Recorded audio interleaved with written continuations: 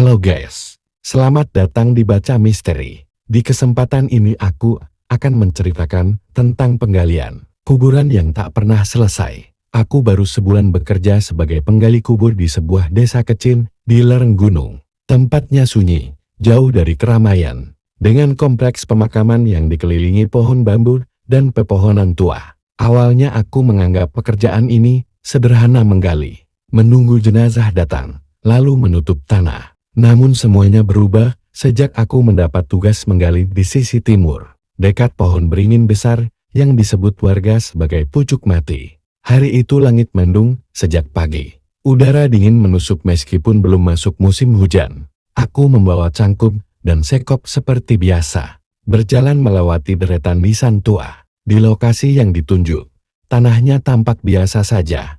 Tapi saat cangkul pertama kuayunkan, ada suara aneh dari bawah seperti bisikan yang tertahan. Aku berhenti sejenak, tapi menganggapnya hanya suara tanah atau akar. Namun semakin dalam aku menggali, tanahnya makin berat. Rasanya seperti melawan sesuatu yang enggan diganggu.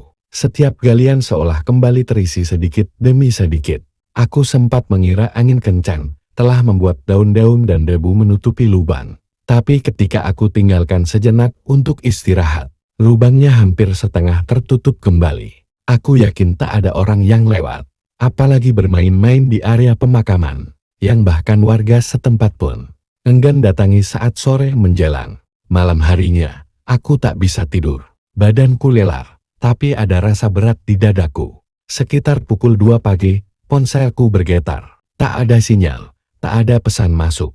Tapi di layar, entah bagaimana, muncul notifikasi kamera aktif seolah aku sedang merekam. Ketika ku buka galeri, ada video berdurasi 10 detik. Gambar gelap, tapi ada suara. Suara cangkul menghantam tanah, dan di detik terakhir, terdengar napas berat bukan napasku. Paginya, aku kembali ke lubang itu. Lubangnya sudah tertutup seluruhnya. Tidak ada tanda-tanda aku pernah menggali di sana. Kepala dusun datang membawa jenazah yang akan dikubur di tempat itu. Aku menjelaskan bahwa lubangnya sudah kembali tertutup dan perlu digali ulang. Tapi kepala dusun hanya menatapku lama. Itu lubang untuk Pak Rahmat, kan? Tanyanya pelan. Aku mengangguk. Ia lalu menunduk, suaranya hampir berbisik. Pak Rahmat meninggal 5 tahun lalu. Sejak itu, setiap kali ada yang mencoba menggali di situ, lubangnya tak pernah selesai. Dulu, kami pikir cuma mitos. Tapi yang menggali biasanya pergi, tak pernah kembali kerja.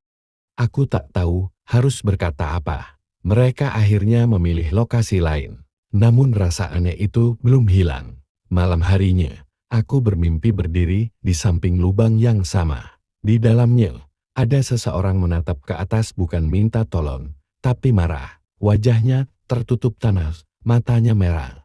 Mulutnya bergerak cepat meski tak terdengar kata. Saat aku terbangun, seluruh tubuhku dingin dan telapak tanganku penuh tanah basah.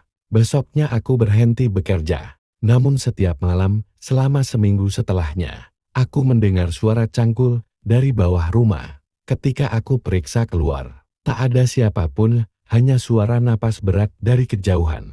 Dan tanah di bawah kolong rumahku yang tiap hari terlihat sedikit lebih gembur. Dan itu tadi cerita tentang penggalian kubur yang tak pernah selesai. Sampai jumpa di cerita selanjutnya.